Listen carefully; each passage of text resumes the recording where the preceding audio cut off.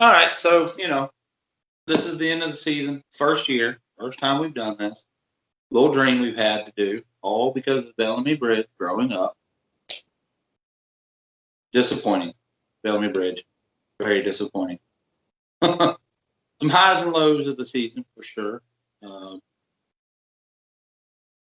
what's your overall experience on everything we've done? So I will say this. I think there's something really cool about going to some of these places, like the stuff I did on the haunted road trip. Mhm. Like that stuff, it was cool, but at the same time, I wish either you or Erica were there, right? Like my wife, because you can get a lot more out of an investigation when you are doing it with someone. Um, a lot of your experiences can be supported. A lot of your um, ideas can be reflected on. Like you can have a conversation. So it's not like so much aloneness. And half of the season was me on my own. Yeah, So like I do get this feeling of like, could I have done better and could I have done more with either you or someone else there helping me like get through some, especially at Hotel Defuniac, man. Oh, yeah, and that one just I was supposed to be there. Big issues happened, couldn't be there. That was a bummer because you had a major thing happen there in my eyes. yeah. I wish I could have been there, but things come up, things happen. Unfortunately, um, Yeah, now, and I what I did with Hotel Defuniac, I was like, yeah, I'm going at this one solo, so it's kind of this weird, funky episode where it's like it's part of the haunted road trip because I am doing it on the road on my own, but at the same time, it was like post the Bigfoot hunts and all that. yeah. So that's kind of weird, And that may be one I go do just to kind of see. Maybe I get the same room you got, things like that. Just Well, and I did have a conversation with Ernie about that, and he said he would welcome you with open arms if you wanted to do your own investigation. okay, okay, yeah. So, Maybe I can go on, maybe verify something. I'll take my wife with me. We'll do something there. Um, so that may be something. Maybe we can verify something. You have that. Wish I could have been there for that one. Boy, when you called me and told me what happened, I was like, oh, I wanted to be there. I don't know, like, and now that a few months have passed, and I've been able to kind of like rationalize it all, like, I'm still not going to dismiss that it just wasn't like the whole experience there just wasn't something in my head. I'm not going to dismiss that. You Yeah, know? well, you can't. You know, even me being a believer, you really can't. You know, especially being by yourself. Yep. So that's the only disappointing. Man, oh, see, whether we prove them to be real or not, or Bigfoot to be real or not, man, it was a lot of fun. I did things I never dreamed out. Yep. Being in being in a stairwell, dark stairwell, all by herself. Singing. That was it was strange, but it was a lot of fun. The parks and forests being blast. I keep hearing about Georgia. Keep hearing about that. The mini Grand Canyon is what they call it, or the Little Grand. Keep hearing about it. We never go. Finally got to go. It was a lot of fun. It really was. Um, So, what was your number one moment from this season? oh man, um, for sure the Windsor. But what moment? What specific? Um, the stairwell, the song, the singing. Um, man, I got chills now talking about it. We didn't pick it up on recorder as loud as it was in person. I mean, when I'm telling you the last verse of the song, I heard a fourth voice just as clear as we're talking here. And when we stopped singing, that voice kept going until I said something, and then the voice shut off. That was the highlight of the whole thing. That to me brought everything in and said, okay, this is for sure real. I'm not just hoping it's real.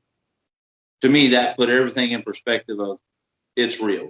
And then kind of everything else that happened while we were there. We experienced a lot there. We may not have been able to prove all the stories that we were told, but that particular moment, I mean, it scared me. It legit scared me. And I realized that I, didn't do what we should have done. We should have went back upstairs. And I'm just going to be honest, I was scared. But that moment, and we did eventually go back up there and go around some more. And there was some other creepy stuff on the fourth floor. But that particular moment was what was just made the whole season for me. It made the whole season for me. What about you? What was the best one for you? It's actually in the stairwell, but it was the second time we went up, and I was up at the top by myself. You and Alyssa had gone downstairs to redo the singing part, because the idea was if it's a triggerable event, and singing activates this series of events, then maybe me being right there with the camera audio, I catch the actual voice. And I didn't, but what I did hear as clear as day is someone walking on the other side of that doorway. And so I was like 3 feet from that event, and it's on the episode itself, and you turn the corner and there's crates where the person would have been walking, but you look beyond that and there's no one there. I do check some of the best spots to hide kind of in that area, and no one was around. So, I will say another thing I found in post that is kind of like the take a step back and look is, maybe one of our viewers sees something that you and I really didn't see clearly when I put the camera in the hole in the door. I'm just saying I might have saw something, maybe I didn't. I'll leave that up to our viewers to decide on that episode. Oh, yeah. And I guess to me, the whole stairwell, every time we went in the stairwell, the whole experience was something else. I mean, there was, at that time you were upstairs, me and Alyssa were downstairs, that room next to where we were. It's really weird. It's just a thin door. I could actually see in a little crack in the door. It was cement blocks, but there was some scratching, just some like little scratching, and there was nothing in there. There wasn't a mouse or rat, or there was nothing. And Alyssa heard it too. It was pretty clear, and that was kind of a weird experience. But there was the other fourth floor as well, where we heard all those bumps, voices, knocks, dings. Some of our best EVPs came from that room. Yeah, with the wheelchair part. That was ultra creepy. But the best part to me about it was with the stairwell. We debunked anybody being outside the door or on the other side of the brick wall, because we tried. You know what I mean? You were upstairs and I was downstairs, or when I was upstairs and you were downstairs, or whatever it was out the door, you could hear me, but I couldn't hear you when you were outside the door.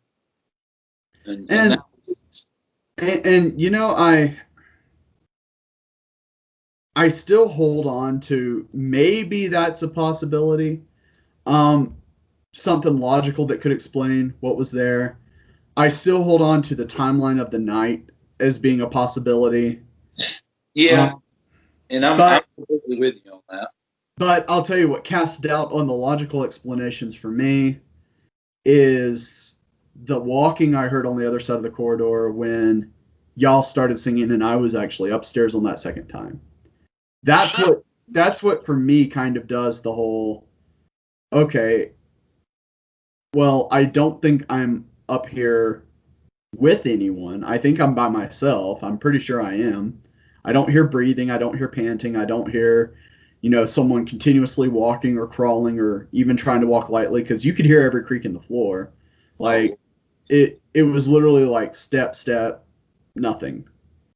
And where the steps would have been, there were the crates. So like I'm like, okay, so now my logic and reason, are they going to be replaced with what I think instead of what I know? So like I'm kind of in this weird place with it all. And I've been conflicted about this for months. Yeah, you have been. And I know 2 months ago I asked you the question. You said, what 1% chance of it being real? Yeah. I asked you, what percentage did you bump it up to at that? I don't remember what your answer was. After being able to sit back a couple months, kind of bring yourself back to, I guess you say, reality, back to normal life, day-to-day thing. You're not, adrenaline's not going. What's your percentage on, hey, paranormal is a possibility of being real? Really, my experiences based on what I uncovered in terms of evidence at the Eldridge in Lawrence, Kansas, what I uncovered at Hotel de Funiac, what we uncovered at Windsor, I would be willing to say that I think there is a 10% chance, and that was the same number I gave you a few months ago, that 10% number, that there might be something out there other than just the physics and science and stuff that I trust in. Maybe there's that 10% chance that these other things can happen. I still go 1% on the Bigfoot, man. Yeah, I mean, my take on Bigfoot, what it could be. Yep. Obviously, we didn't get anything, and I'll be honest with you, I didn't really think we would get any evidence as far as Bigfoot. Even the big time professionals who have TV shows don't really get much as far. Oh, we found Bigfoot. Here's a hand or whatever. Yeah. So I didn't really think we'd get evidence of Bigfoot. Maybe we've seen some interesting things. Maybe the trail, the tree pushed over, small things like that. Mm-hmm. Man, I'll after. I mean, if I didn't do anything but have that one hotel, the Windsor, I'm 100% on paranormal is real. My takes, angelic, demonic. I can't really say which one it was there because it was just. Well, a couple of months ago, you did say that you're more open now to there being something else other than just angelic and demonic. Has that changed back to? I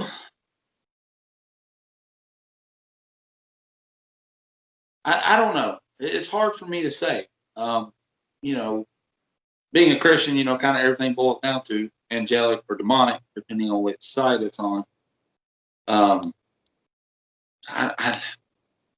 Am I open? Yes, because I've experienced a lot of things, seen a lot of things, especially during the time we had of doing this. That makes me rethink. I've had some things happen in life since then. Just some evidence of things I've seen, happening, going to happen, whatever you want to say.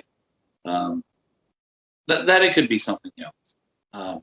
But I just kind of go back to my rationality of it's angelic or demonic, and I would even lean to say Windsor.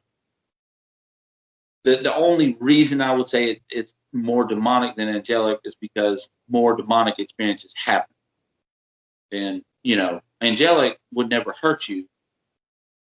Well, demonic can, or it can't hurt you. It can do both. Well, we didn't get hurt. We weren't touched. We weren't pushed. We weren't nothing like that. And you can't deny I did plenty of things to egg some things on. Oh yeah, I think we both did. In the Roosevelt room, we tried. Try to push. Oh, I don't believe you're real. If you're real, slap this out of our hand, or push this, or we tried everything. So was it demonic trying to get on our side and make us, really cool with it? That's what I want to lean towards, because just more demonic experiences happen than angelic. I just sort of believe angelic stands in the way of you and demonic and protects you. But could there have been something there to protect us from? Maybe. I don't know. You know the other experience we had at the Windsor, and I know this is supposed to be an overview of the season, and we're talking a lot about the Windsor, but that's because it was such a prominent aspect of the season, and that's why we chose it as our season finale for a reason. So, but here's a question: there is one of the most compelling things that happened to me, and actually you, your family, and even Joe experienced this, was the smell of peach perfume in the hallway. Why would an angel or a demon create peach perfume? And you know, at one point I didn't get it on camera. We were, I don't remember what we were doing. I was just doing something with my family, and we walked out, and one of my kids just said, "Hey, I smell peaches." And at that time, we had not even talked about peach perfume. So it's not like we planted it in my kid's head and they smelled it, you know. But of course, when one smelled it, all the rest of them smelled it. And then as fast as we all smelled it, it went away. You know, same thing that we were experiencing. You know, it was in this spot now, and you turned the corner and there it was this time. Or it was, you know, at the stairwell or under. Yeah, it was either in the middle of the stairs that go up to the third floor, they were on the stairs that go down to the first floor, they were in the hall, or they were near the chairs, or they were near the elevator. Like, it did move around ridiculously. And that's the one thing that kind of puzzles me a bit. It moved around, but it was still in the same general hallway. Yeah, it was kind of like in this cubic space, right? Yeah. Right, and that was, how did you explain, what's the terminology for that one? It's called a phantom smell. Yeah, okay. Yeah, the phantom smell. And kind of what stuck that with me was, okay, this is something, was when my kids smelled. Because, you know, it's real easy. If you smell it, you tell me, I'm going to smell it. You know, and then I tell my wife and she's going to smell it. But when one of my kids smelled it, we ain't said anything. I'm like, okay, this is something to remember. This is something to be on the lookout for. And we tried to figure out what it was, never did. So that's one of the things that to me is very hard to explain scientifically. I guess you could say it's hard to explain, right?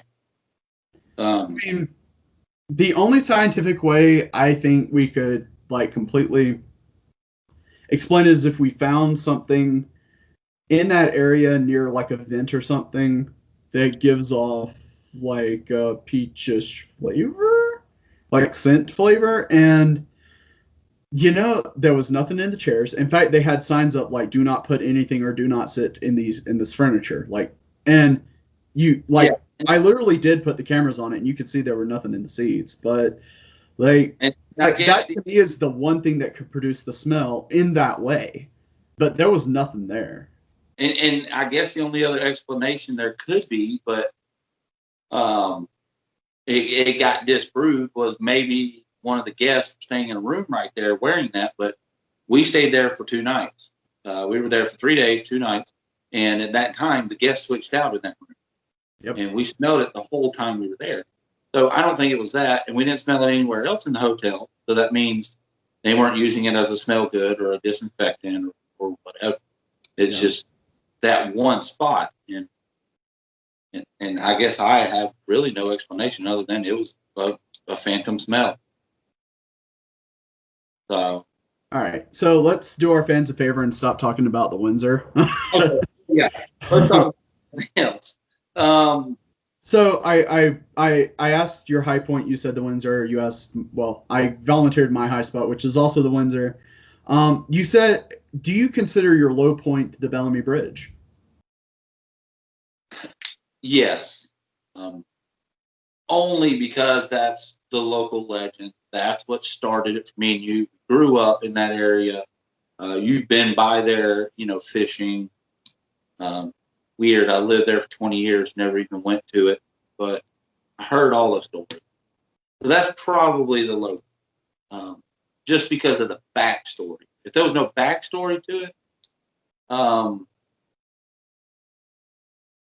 don't know if I should say it, but I would think just because I heard stories from, people I personally know, here and there, people who's worked there. Oh man, you stand here, you'll see this, and I just didn't experience anything while being. I at least experienced some disembodied voices at the bridge. I didn't experience anything at the Opera House. But going back on evidence, we got a little bit of evidence from Opera House, but we got nothing from the bridge. Yep. So they probably tie together as being the low point, but with a backstory of childhood, the bridge was the low point for me. Yeah. What would be your low point? Actually, my very first stop, the Elms. The Elms was the source of absolute fascination for me. I was like, if there's going to be a ghost to pop up right in front of me or to shout at me clearly, it's going to happen at the Elms. The Elms looks like a haunted hotel. It feels like a haunted hotel. It's historic. It has a magic to it that I can't describe. Like, you really need to go there and experience it. In terms of evidence, like, I was hoping, like, okay, maybe I'm here and maybe I'm not seeing or hearing anything because everything's so loud. The day I was there was like some parties happening. Maybe that's what it is. I review evidence and I find like some things that could be explained by very loud neighbors. I find things that could be explained by voices outside at the pool. I find things that could be explained by the arrangement of furniture. And so for me, it was pretty disappointing. I ended up walking around with Kara and Don, and we basically figured out the hotel does kind of seem like it's one big fear cage. There's hanging mouse on the walls coming from the lights.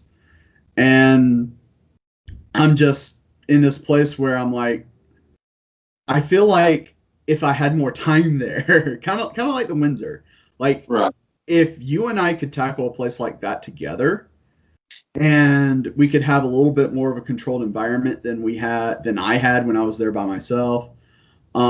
If we could put more time into it, maybe a couple of days instead of just a few hours, I would probably find myself a little bit more content with whatever results we came up with, whether there was something or there wasn't something.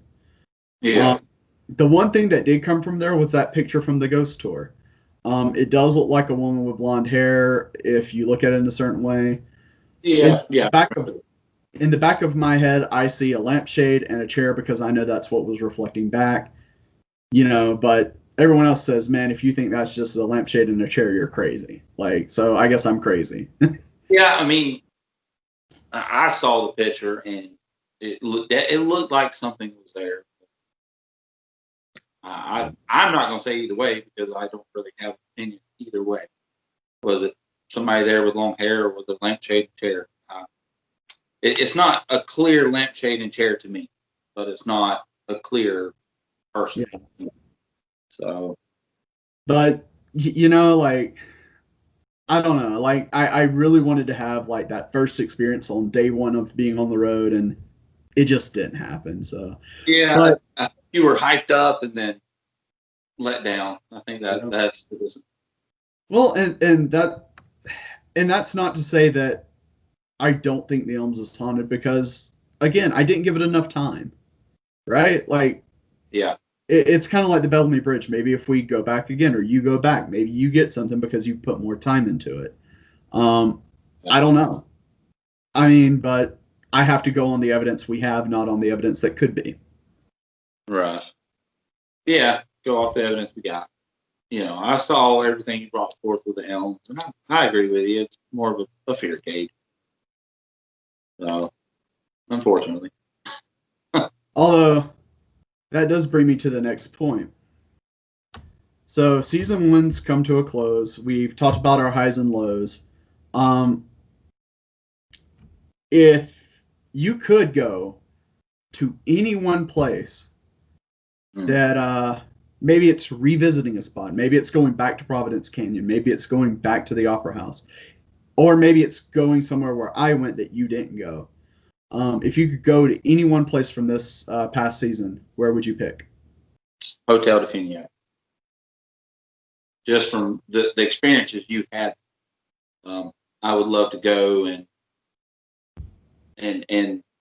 I would love to go with you, but go with somebody, and let's just see if I can go through what you did or something different, but have more evidence. If we both can have something happen. Yep. Well, and my advice would be get room 8 and room 7. Have one person stay in room 7 and one person stay in room 8.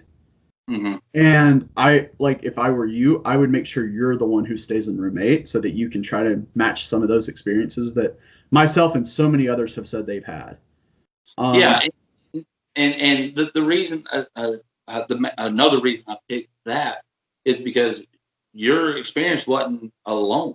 You've had the other people have had it, so I would definitely think if I go and have the same thing, well, that validates what you went through, and if I go through it, then we both got to go again. Yep. We both need to do it again.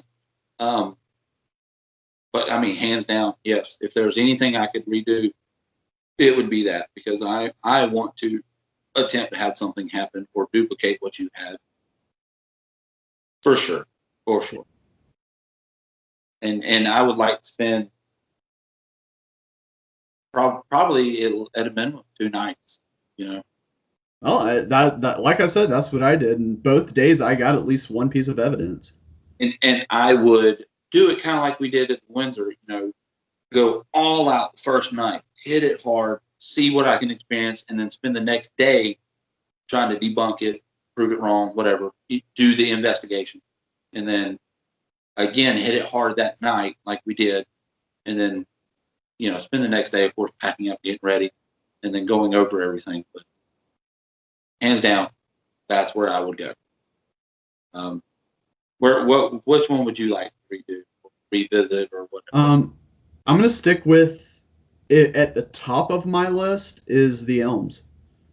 Um, Again, I would like us to team up on that because one of the things I did notice is throughout the season is we were pretty rough at this at first, but the Yeah, more we did it, the better we got. The more consistent we got.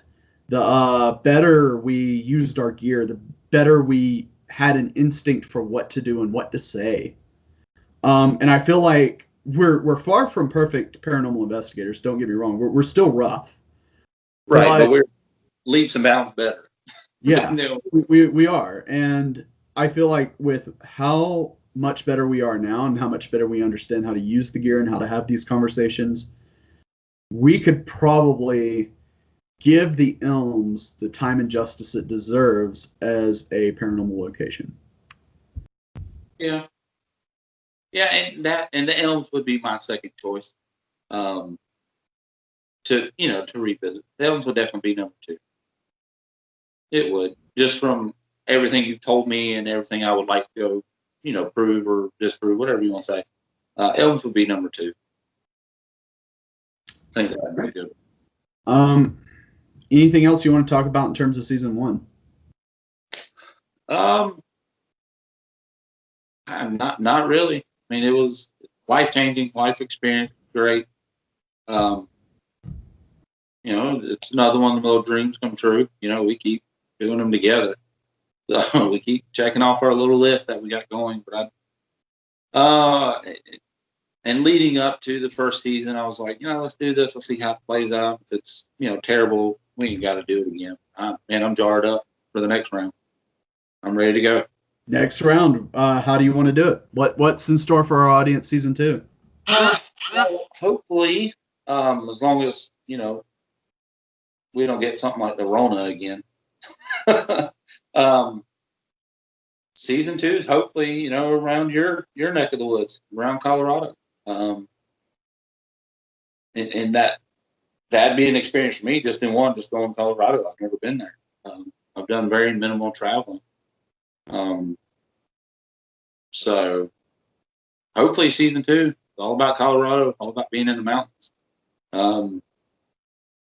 Maybe getting some more Bigfoot hunting in. We keep talking about alien. I know Colorado is kind of a hot spot for some of that stuff happening.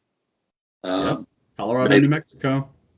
Yeah, New Mexico for sure. I mean, maybe we storm Area 51. Who knows? No, we're not. We may be crazy, but we're not done. No, if we Nuracho run, they can't possibly shoot us. You're right. Totally right. All right, I'm in. Let's do this. No, I've kind of started a list of things here in Colorado that like I've wanted to do.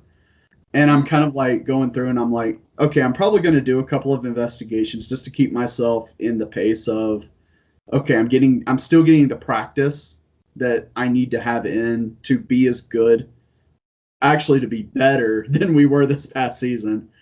And so like I'm picking some of the smaller places and I'm like, okay, I can do these on my own just fine. It's like a one room business.